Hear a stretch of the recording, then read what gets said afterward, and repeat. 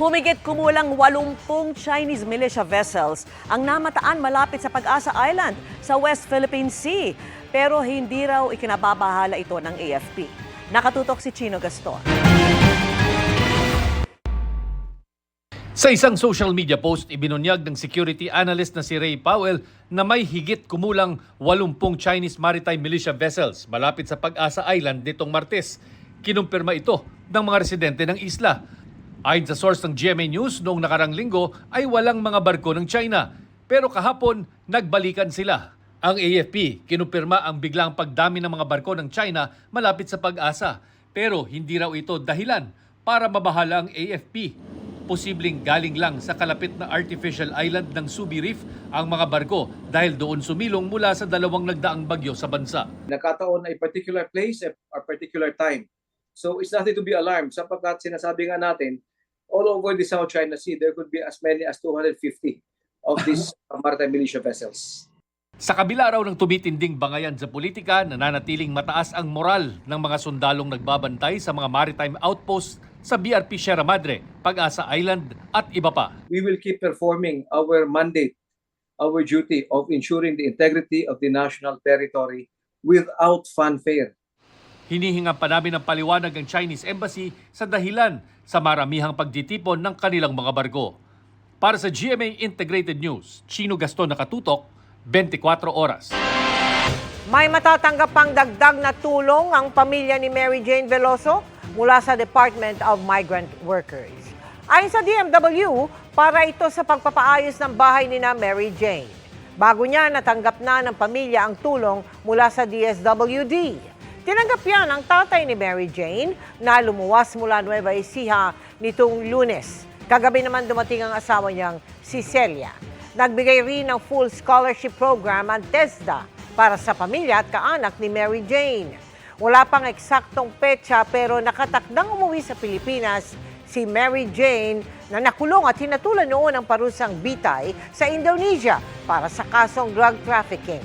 Sabi ng Pangulo, napababa na sa habang buhay na pagkakakulong ang sintensya kay Mary Jane.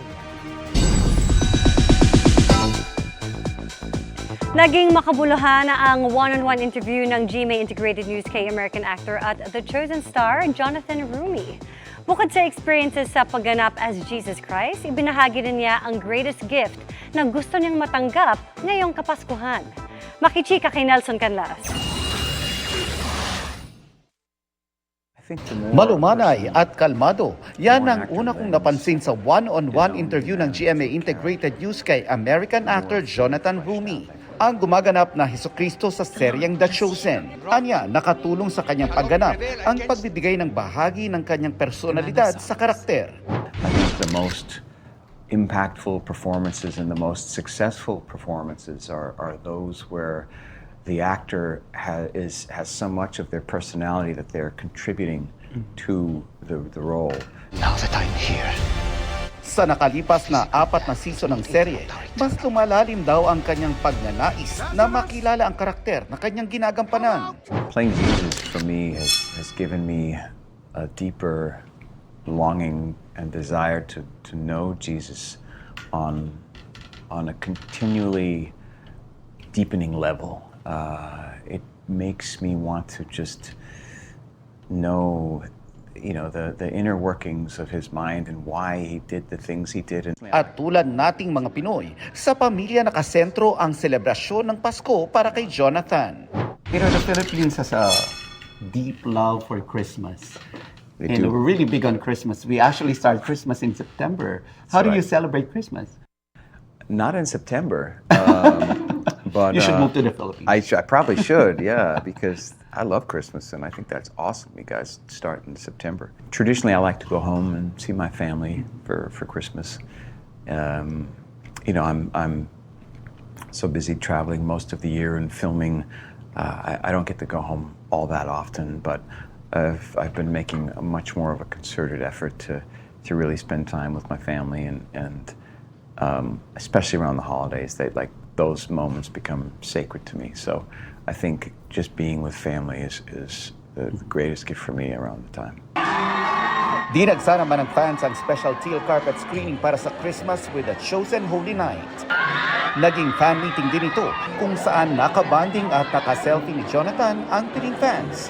Present din dyan ang ilang Sparkle celebrities tulad ni Betong Sumaya, May Bautista, Rain Matienzo, Shuvi Entrata, Ravia Mateo at Cherry Gonzalez. Nelson Canlas updated sa Showbiz Happenings.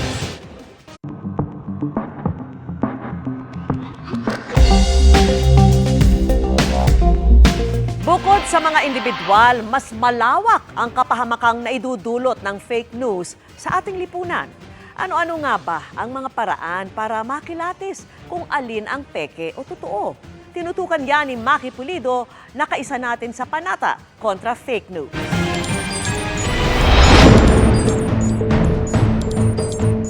Dahil sa teknolohiya, sabi nga, ang impormasyon ngayon is at your fingertips.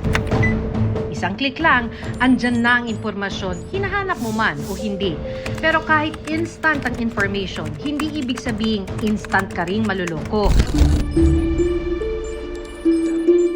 Sabi ni Professor J.M. Lanusa, isa sa mga nag-aaral ng pagkalat ng fake news. Kung maniniwala o hindi, depende raw sa iyong paniniwala, karanasan, biases o kahinaan. Yan ang pagsasamantalahan ng mga gustong manloko. Nasa likod nito ang mga for-hire na social media experts, marketing experts at scammers na hahanapin ang mga kiliti mo, maniwala ka lang. Designed to be convincing. Kahit po gaano ka determined to be against it, kung ini-exploit niya yung weaknesses mo, yung cognitive weaknesses mo, or yung biases mo, mahirap questionin. Ang fake news may direktang kapahamakan na minsan pera o halos buhay na ang kapalit. Buhay po ang kapalit talaga. Taong 2016 nang madiagnose si Mary Ann Obnamia ng stage 2 breast cancer. Takot noon si Mary Ann sa pinapayo ng mga doktor na chemotherapy. Kaya ang hinanap niya online ay alternative medicine kontra cancer. Lumabas sa kanyang timeline ang mga produktong tinawag na natural chemotherapy at naakit siya sa mga pangako nito. Nahikayat so sa information na sinasabi nila na may natural content ng chemotherapy na hindi mo na kailangang magpa-chemo.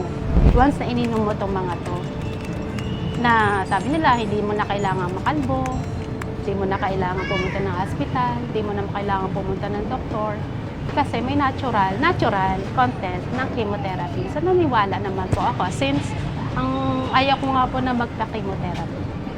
Matapos ang higit 4 na taong pag-inom nito, lumabas ang lesion sa dibdib ni Mary Ann at ang stage 2 cancer niya naging stage 4 na. Doon na siya muling nagpadoktor at sumailalim ng chemotherapy at ngayoy cancer-free na. On hindsight, inisip mo na, bakit ka napaniwala? O siguro sa part ko, yung hope na naghahanap ako ng ibang alternative pag-asa yun Parang susugalan mo yun kahit kasi nga po ayaw mo ng ganitong gamutan. Maliban sa direktang kapahamakan tulad ng nangyari kay Mary Ann, sabi ni Professor Lanusa, sa mas malawak o macro level, lipunan naman ang mapapahamak. Ang dinidisable ng disinformation ay ability to trust, ability to dialogue, ability to debate. Wala pong pundasyon yung democratic institutions natin. Walang maniniwala sa media, walang maniniwala sa schools. Paano ba masasalag ang fake? Gasgas na pero ito pa rin ang payo ng Sigla Research Center. Tangkilikin ang verified online news outlets para sa impormasyon. Punta ka sa media na news media na kilala talaga like GMA. Kasi kumbaga merong accountability sa mga ganitong kinds of companies na hindi sila pwedeng hindi yung mga journalists hindi pwedeng gumawa ng basta-basta lang na content na pwedeng ipakalat online. Whereas kapag mga influencers lang yung pinupuntahan mo, walang accountability measures doon. So, yun, may tendency na walang nagbabantay sa kanila. Ang laban kontra fake news at disinformation dapat daw maging laban ng buong lipunan. Sina Professor Edgar Belda ng UP Department of Family Life and Child Development lumikha ng digital book para sa mga bata. Sa halip na pagbawalan ng paggamit ng smartphone o computer ang henerasyon ngayon na digital natives, tinuturuan ng mga bata kung paano iproseso ang mga impormasyon online. Sa book, we call it the red things, the red areas, red flag. I shouldn't be watching this. The other one is agency building. Before they start accepting it as true, they should be able to stop, pause, breathe, and think, basically, and then decide on what do I currently know, and then how should I respond to this new information. Basically, that's debunking. Baka po narinig nyo na yung concept of debunking. Kailangan na ng tulong ng magulang. May story guide ang digital book para gabayan ang mga magulang. Sa pamamagitan niyan, pati sila matututo. Isa itong paraan para maihanda ang susunod na henerasyon na ang kinagisnan na ay digital world. Para sa GMA Integrated News, Maki Pulido nakatuto, 24 oras.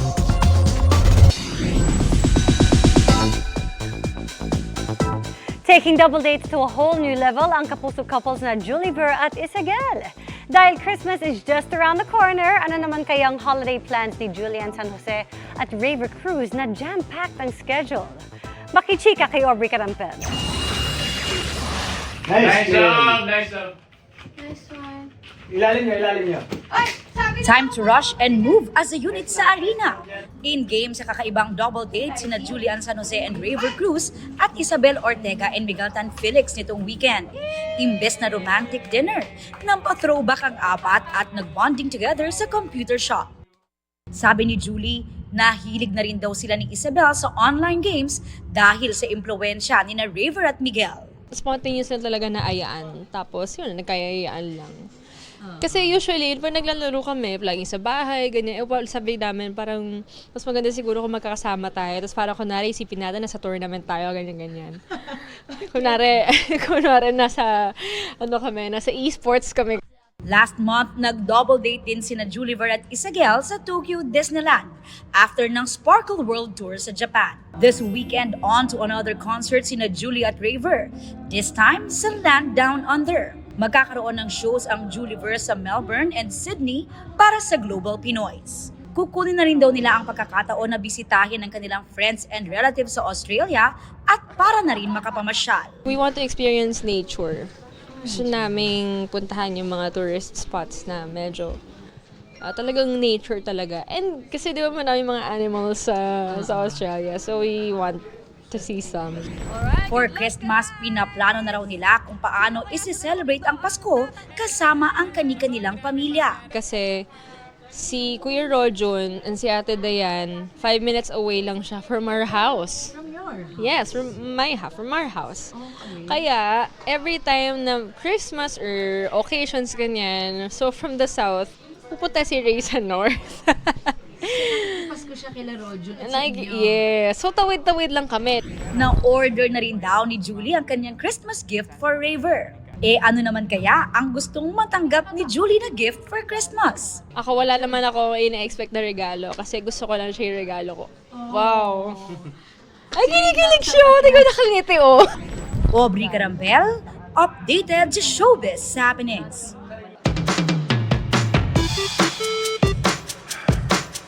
Magandang gabi mga kapuso. Ako po ang inyong Kuya Kim na magbibigay sa inyo ng trivia sa likod ng mga trending na balita. Halos pabalot ng kulay ang quadrangle ng isang universidad sa Cebu dahil sa pinaulan nilang confetti. Tara't makisaya tayo sa kanilang napakakulay na selebrasyon.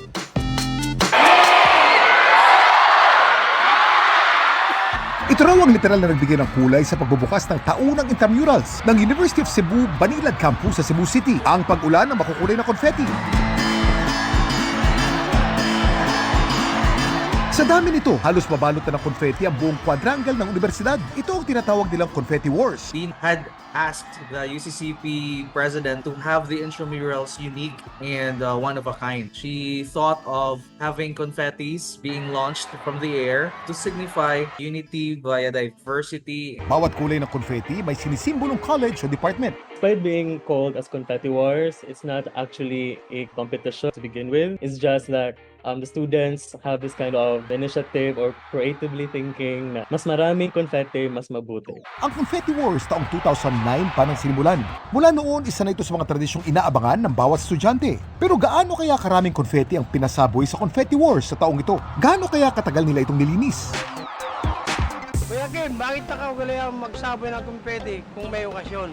Kuya Kim, ano na? Kuya Kim, ano na? Naging tradisyon na ngayon ang pagsaboy ng confetti tuwing mayroong mga okasyon tayo. Ang pagsaboy kasi ng libo-libong makukulay na papel ay simbolo ng good vibes at kasiyahan tuwing tayo'y merong handaan. Ginagamit din ang mga ito sa kasal sa paniniwalang magdadala ito ng swerte at kasiyahan sa bride at groom. Pinaniniwalaan ng pagsaboy ng confetti nagsimula sa Northern Italy noon pang Middle Ages. Naging tradisyon na raw noong 14th century ang pagsaboy ng kung ano-anong bagay sa Italian parades. Kabilang sa kanilang binabato ay mga candy, barya, prutas, itlog at mud balls. At dahil na rin sa pag-usbong ng teknolohiya, ang dating bulaklak at kung ano-anong halaman, napalitan na rin ng iba't ibang papel na iba't ibang kulay. Taong 1885 nang unang ginamit ang paper confetti sa pagdiriwang ng bagong taon sa Paris, France. At fast forward to 2024, meron pa rin tayong mga confetti at karamihan dito gawa sa mga eco-friendly materials. Paglilinaw naman ng pamunuan ng University of Cebu, hindi raw nakakasama sa kalikasan ang pinaulan nilang confetti. Hindi po kami gumagamit ng mga plastic. It's straight paper ang ginagamit. We do not allow other materials which are non-biodegradable. Gaano nga ba karaming confetti ang kanilang pinaulan? At an estimate, it's around 30 to 40 sacks of confetti. At maging sa paglilinis nito, nagkaisa raw sila. We have our committee as well assigned for that. After 1 hour, we already have cleaned the area. Para naman sa mga gusto magpasaboy ng confetti, ang iba bumibili na kung tawagin ay party popper. Alam niyo ba kung paano gumagana ito? Karamihan sa mga party popper na nabibili sa atin nakalagay sa isang tube na ilalim ay merong trigger. Kapag inikot ito, ito'y sumasabog at nagpapasaboy ng confetti. Subukan natin. Yon! Ganda! Sa loob kasi nito, merong compressed gas. Ang presyo ng gas ay pinapalabas sa isang maliit na butas at ang hangin ay dumadaan ng mabilis na nagiging dahilan ng biglaang pagputok at pagsabog ng popper. Samantala, para malaman ang trivia sa likod ng viral na balita, ay post or comment lang, #Kuya Kim, ano na? Laging tandaan, kimportante ang may alam. Ako po si Kuya Kim at sagot ko kayo, 24 oras. Aabot sa 500 pamilya ang nawalan ng tirahan sa sunog sa Santa Cruz, Maynila.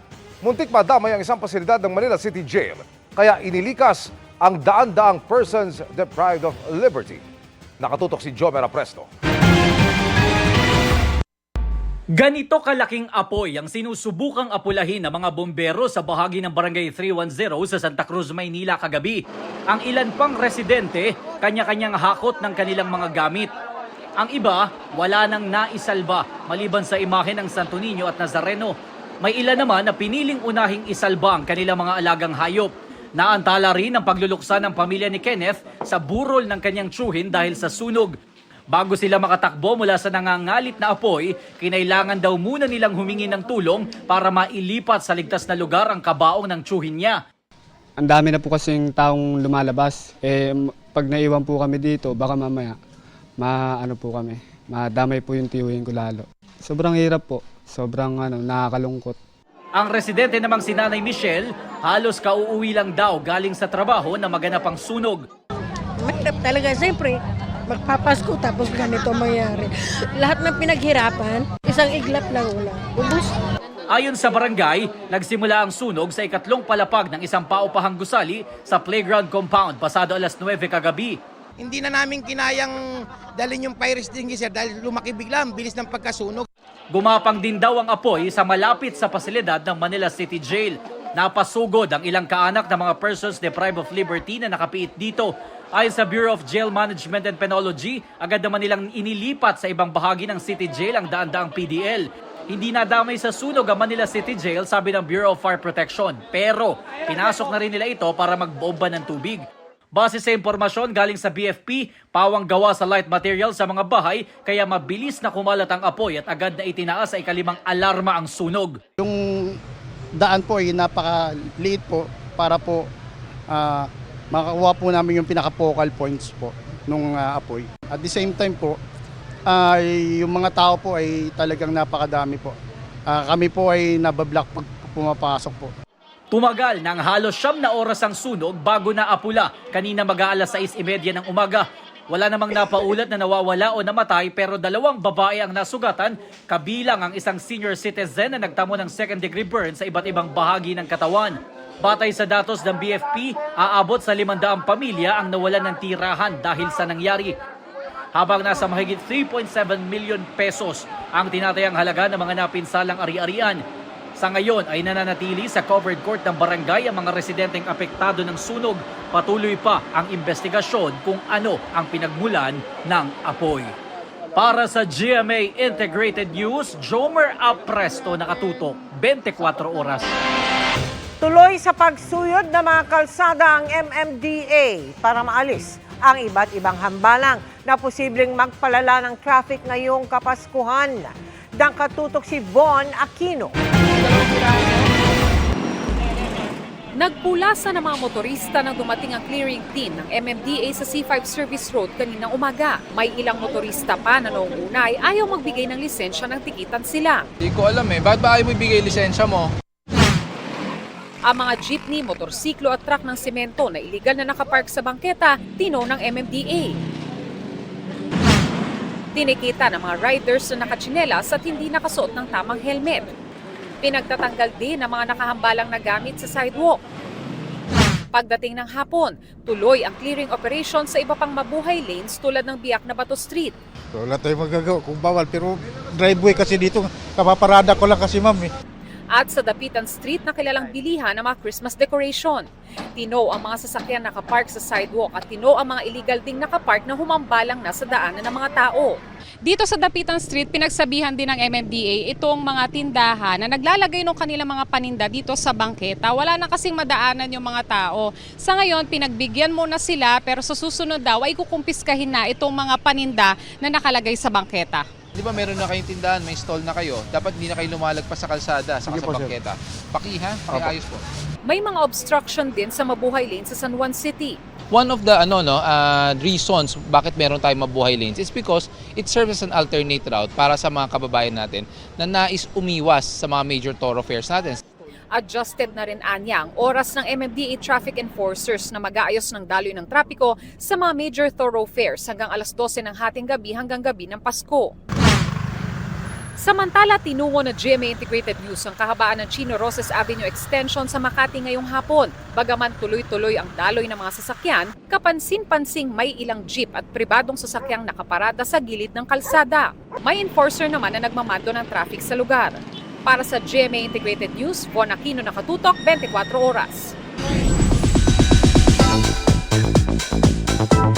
Meron tayong back-to-back events from our Sparkle Boys, kaya mabilis na chikahan tayo para updated sa showbiz happening.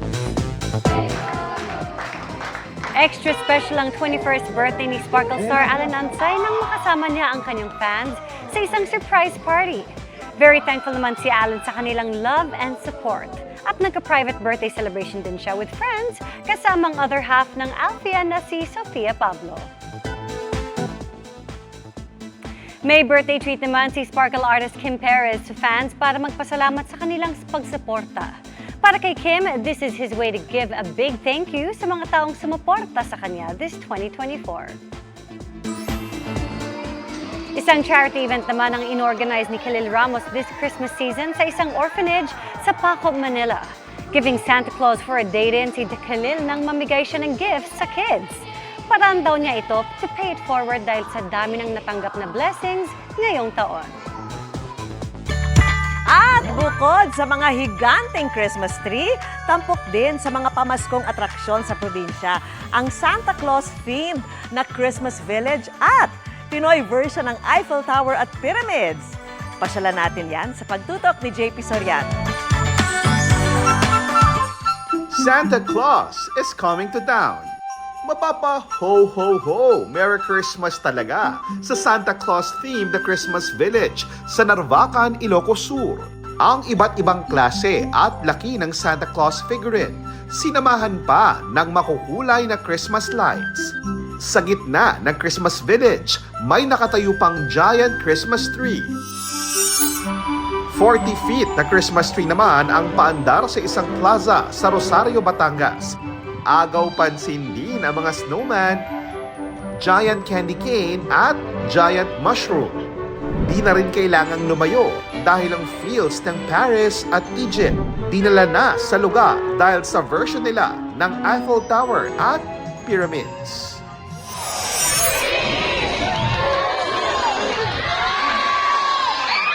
Sa Buwak, Marinduque naman, pinailawan na rin ang 30 feet Christmas tree. Sinabayan pa yan ng fireworks display at fountain. Para sa GMA Integrated News, JP Soriano, nakatutok 24 oras. At yan ang mga balita ngayong Huwebes. Mga kapuso, 27 days na lang, Pasko na.